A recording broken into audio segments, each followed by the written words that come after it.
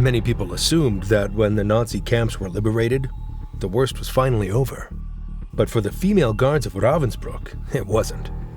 Because what happened next, inside a prison in a small German town, would reveal exactly how far ordinary women had fallen, and what it looked like when the world finally decided to hold them accountable.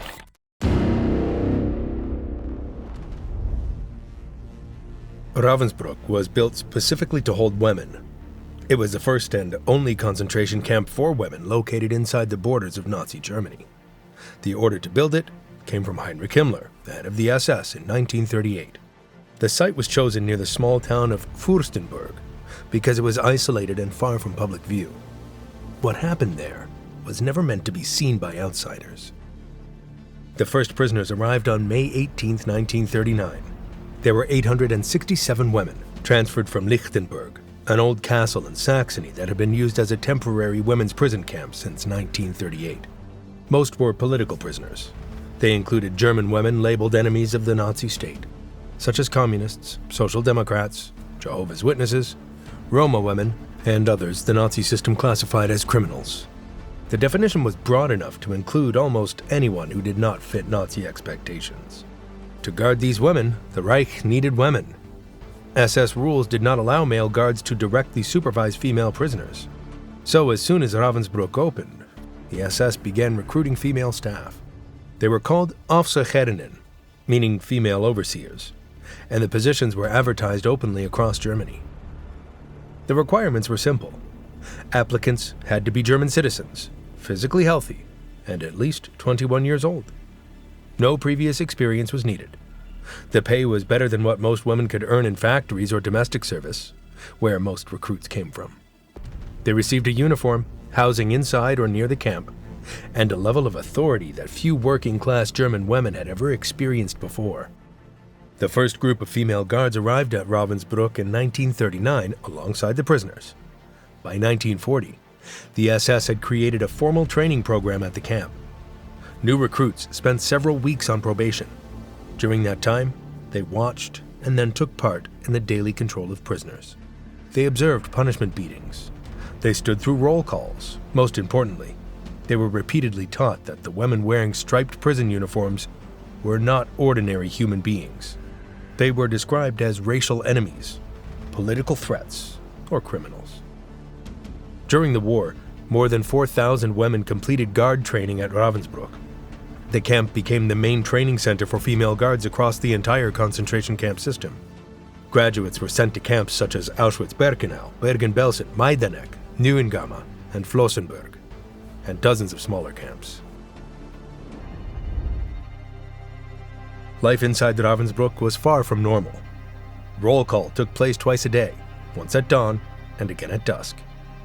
Prisoners had to stand in the main assembly yard, no matter the weather or their physical condition.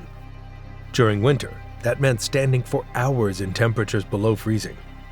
Women with high fevers, women suffering from infected wounds, and women already weakened by starvation were all forced to remain standing.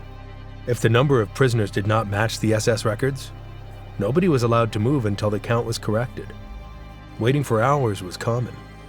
Sometimes it lasted 5 or 6 hours. Any movement or noise could lead to a beating. The workday usually began around 4:30 in the morning and lasted until dark. Some prisoners were sent outside the camp for hard labor, such as road construction, drainage projects, or building work. Others worked inside the camp in industrial jobs. Beginning in 1942, the German electrical company Siemens operated a factory next to the camp and used prison labor to produce equipment and components for the German military. Women often worked 12-hour shifts there. Siemens paid the SS for their labor. The prisoners received nothing. Food was extremely limited. A typical daily ration consisted of a bowl of thin turnip or nettle soup, a small piece of bread, and sometimes a little margarine or a spoonful of beet jam. Altogether, it provided about 1,300 calories a day for women performing exhausting physical labor. The result was starvation. Many women lost 20, 30, or even 40 pounds within a few months. When they became too weak to work, they were sent to the Revier, the camp infirmary. It had very little medicine and almost no ability to treat serious illness. For many prisoners, It was simply a place where death came more slowly. The official punishment for breaking camp rules, such as arriving late to roll call, speaking when not allowed, or being caught with extra food, was flogging. Prisoners received 25 lashes across the back or the backs of their thighs. The blows were delivered with a cane or leather strap by a guard or SS officer, while the prisoner was bent over a wooden block. These punishments were carried out in front of other prisoners as a warning. The victim had to count each lash out loud. If she lost count or cried out without counting, the punishment started again from the beginning. The female overseers also had the power to hand out unofficial punishments whenever they wanted. No reports, paperwork, or approval were required. Out of the more than 4,000 female guards, a smaller group rose to positions of power and became directly linked to some of the camp's worst violence. One of them was Dorothea Binz. She arrived at Ravensbruck in 1939 when she was just 19 years old. She grew up in the nearby town of Altlichen and took the job partly because it was close to home. Within 2 years, she had been promoted. By 1943, she had become Lagerführerin, the chief female overseer of the entire women's camp and the highest-ranking female position at Ravensbruck. She was only 23 years old. Survivors described her walking through the camp, carrying a dog whip, and accompanied by a German shepherd. They said she often selected prisoners for beatings without any clear reason, watched floggings with visible enjoyment, and was personally seen shooting prisoners in the camp yard. Another woman was Greta Busel. She supervised the outside work details beginning in 1941. One of her main jobs was deciding whether prisoners were healthy enough to work. Women she judged too sick or too weak were labeled arbeitsunfähig, meaning unfit for labor. Inside Ravensbruck's system, that label usually meant a prisoner was no longer considered useful. What happened to those women afterward often followed directly from her decision. Elizabeth Marshall served as the chief overseer of the Uckermark subcamp, located about 2 kilometers from the main Ravensbrück camp. Uckermark had originally been built as a detention center for young women. In late 1944, the SS turned it into a place where prisoners considered unwanted were sent. These included elderly women, seriously ill women, and women the SS simply decided were no longer needed. Marshall was in charge, while the camp effectively became a place of mass killing. Vera Salvkort was a trained nurse who worked in the camp's medical block. According to post-war testimony, she gave patients in the sick ward a white powder believed to be fennel or a similar chemical. She told prisoners it was medicine. Carmen Mori was different from the others. She was Swiss-German and arrived at Ravensbrück in 1941 as a prisoner after being convicted of espionage. The SS later made her Blockälteste, or block elder. This meant she was still a prisoner, but was given authority over other prisoners in exchange for helping the camp administration. Mori used that position to beat women under her control, report them for offenses they had not committed, and deny food to sick prisoners. Ruth Neudeck was another female guard who took charge of the Uckermark subcamp during its deadliest period in early 1945. Under her supervision, prisoners were deliberately starved at a faster rate and sent in groups to the gas chamber. Emma Zimmer was a senior overseer who had worked at Ravensbrück since 1940. During her 5 years there, she was involved in beatings, supervised floggings, and took part in prisoner selections. Ida Schreiter, another senior overseer, held important responsibilities during the period when the camp was at its most overcrowded and when deaths were at their highest. For most of Ravensbrück's existence, prisoners died through starvation, disease, exhaust, abuse, and occasional shootings. Unlike camps such as Auschwitz or Treblinka, Ravensbrück did not have a gas chamber during most of its operation. That changed in the autumn of 1944. By September 1944, Germany's military situation was collapsing. The Soviet army had pushed into Poland, while Allied forces were advancing through France. It was becoming clear that Germany was losing the war. At the same time, the SS began trying to hide evidence of its crimes. Records were burned, death certificates were altered, and at Ravensbrück, a gas chamber was built. The gas chamber was relatively small and was created inside a converted building near the edge of the camp. Prisoners were brought there in groups and often told they were being disinfected or transferred elsewhere. Most of the killings took place at night. The SS kept almost no official records of the operation. Historians estimate that between 5,000 and 6,000 women were murdered in the Ravensbrück gas chamber, with most of the killings taking place between January and April 1945. At the same time, beginning in February 1945, the SS started emptying the camp through a series of forced marches. Prisoners who could barely stand were driven out of the gates and forced west across Germany. Conditions were terrible. Northern Germany was experiencing freezing temperatures, snow and ice. Women who collapsed during the marches were often shot where they fell. Guards who had spent years carrying out beatings, roll calls, and prisoner selections inside the camp continued doing the same things on the open roads. The Soviet army reached Ravensbrück on April 30th, 1945. By then, the gas chamber had been partly dismantled. Most SS personnel had escaped, and around 3,000 prisoners who were too sick to march had been left behind. Soviet soldiers found them still inside the camp barracks. SS Obersturmbannführer Fritz Sören left Ravensbrück on April 28th with several prisoners in his vehicle. He apparently believed he could use them as bargaining chips if he was captured. American forces arrested him a few days later. Because some of the victims were French citizens, he was tried by a French court and was hanged in Paris in June 1950. The British military tribunal investigating crimes committed at Ravensbrück opened in Hamburg on December 5, 1946. This location was chosen because Hamburg was inside the British occupation zone after the war, and British authorities had responsibility for many former Ravensbrück staff members. The trial was part of a larger series of British war crimes proceedings known as the Royal Warrant Trials. These ran alongside the famous Nuremberg trials, but focused on camp personnel rather than top Nazi leaders. The first Ravensbrück trial lasted until February 3, 1947. 16 people were charged, 9 men and 7 women. They were accused of killing, abusing, mistreating, and causing suffering to Allied citizens who had been imprisoned at the camp. The focus on Allied prisoners was largely a legal matter, because British courts had the strongest authority over crimes committed against citizens of Allied nations. The prosecution relied heavily on survivor testimony. Women who had survived Ravensbrück traveled to Hamburg and gave detailed accounts of what they'd witnessed. They identified guards, described specific incidents, and provided dates whenever they could remember them. Defense lawyers tried to challenge their stories during cross-examination, but many witnesses who had not spoken to each other since liberation described the same events in remarkably similar detail. That made their testimony difficult to dismiss. Most of the defendants used the same defense.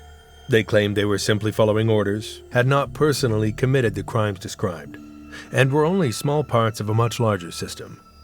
The tribunal listened to these arguments, but rejected them. On February 3, 1947, the verdicts were announced. 11 of the 16 defendants were sentenced to death. Among the women were Dorothea Binz, Greta Büsel, Elisabeth Marschall, Vera Salfquart, Margareta Mewes, Eugenia von Skena, and Gerda Schreiber. Carmen Mori also received a death sentence. The remaining defendants were given prison sentences ranging from 10 years to life imprisonment. Hamelin Prison, located about 60 kilometers south of Hanover, had been chosen by the British military as the main execution site in their occupation zone after the war. It was an ordinary 19th century prison, but it became the place where many convicted war criminals were executed. It was also where Albert Pierrepoint worked whenever the British military needed executions carried out in Germany. Pierrepoint was 37 years old in 1947 and had served as Britain's chief executioner since 1940. He had already hanged William Joyce, better known as Lord Haha, the Nazi radio propagandist, in January 1946. He had also carried out several executions after the Bergen-Belsen trial in December 1945, including those of former camp guards Irma Greza and Elisabeth Wokenrath. Pierrepoint was known for being experienced and highly methodical. Before every execution, he calculated the exact drop length based on the prisoner's weight to make the death as quick as possible. He worked fast, often completing the entire process within seconds of the prisoner entering the execution room.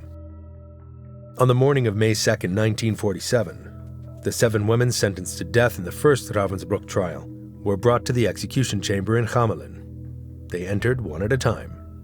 Each woman was placed on the trap door with her hands tied behind her back and her ankles strapped together. A white hood was placed over her head, and the noose was positioned beneath the left side of the jaw. Pierrepoint pulled the lever himself. Dorothea Binz was 27 years old. Witnesses at the time noted that she showed no visible fear or distress as she entered the execution room. Several observers later said they found her calmness more unsettling than if she had cried or begged. Carmen Mori was not among the women who were executed that morning. During the night before her scheduled execution, she obtained a piece of broken glass in her cell. Exactly how she got it was never fully determined. She used it to cut her wrists and died before morning. The British military officially recorded her death as a suicide. These were the first women executed under the authority of a British military tribunal.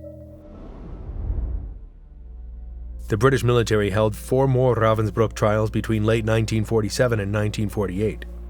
Each focused on a different part of the camp system or on specific groups of people involved in its crimes. The second trial, which ended in late 1947, focused on the medical experiments carried out at Ravensbrück. Between 1942 and 1944, SS doctors conducted a series of experiments on 74 Polish political prisoners. All were women, and most were in their 20s. Many had been sent to the camp because of their involvement in the Polish resistance against Nazi occupation. The experiments were extremely brutal. Doctors deliberately broke bones and sometimes cut through them with surgical tools to study how they healed. They removed sections of muscle and attempted to replace them with tissue from other prisoners to see if muscle transplants were possible. They also infected wounds with dangerous bacteria, including streptococcus, tetanus, and gas gangrene, then withheld treatment to observe how the infections progressed. Some women died during the experiments. Others survived, but were left permanently disabled. Other prisoners began calling them lapins, meaning rabbits, because they were used as test subjects. Eventually, the women adopted the name themselves. The doctors tried in the second trial were found guilty on multiple charges. Several received death sentences. The third trial took place in 1948 and focused specifically on the Uckermark camp. Ruth Neudeck, who had supervised the facility during its final months, was the main defendant. Evidence presented during the trial showed that women sent to Uckermark in early 1945 received only 200 grams of bread per day and no other food. Combined with transfers to the Ravensbrück gas chamber, the starvation policy meant that very few women sent there survived. Neudeck was convicted and sentenced to death. She was hanged at Hamelin in May 1948. The fourth and fifth trials dealt with remaining staff connected to the main Ravensbrück camp. Emma Zimmer, whose role as a senior overseer had been documented by numerous survivor testimonies, was convicted and sentenced to death. Ida Schreiter received the same sentence for her involvement in the camp's daily violence and prisoner selections. Both women were executed at Hamelin in 1948. By the end of the fifth trial, British military courts had convicted 41 people for crimes committed at Ravensbrück. Across all 5 trials, 21 death sentences were handed down. Dozens more served prison sentences. Most of Ravensbrück's female staff disappeared into post-war Germany and were never prosecuted. Some obtained false identity papers during the chaos that followed Germany's defeat. Others simply returned home, took off their uniforms, and resumed ordinary lives under their real names. In the late 1940s and throughout the 1950s, West Germany was focused on rebuilding the country and strengthening its ties with Western nations through NATO. There was limited political support for continuing large-scale investigations into former concentration camp staff.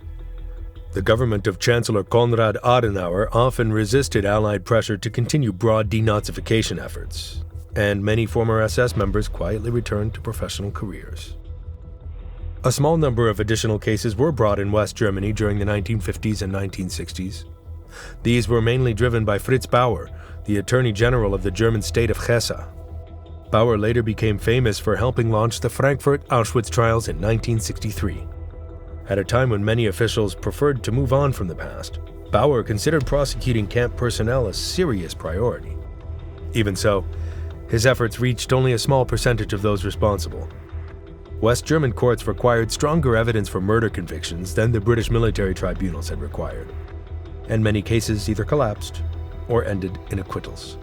Historians who studied the Ravensbruck records after the 1990s, including Bernhard Strebel, whose 2003 study remains one of the most detailed works on the camp, estimate that between 3,500 and 3,800 female overseers from Ravensbrück were never tried anywhere for any crime.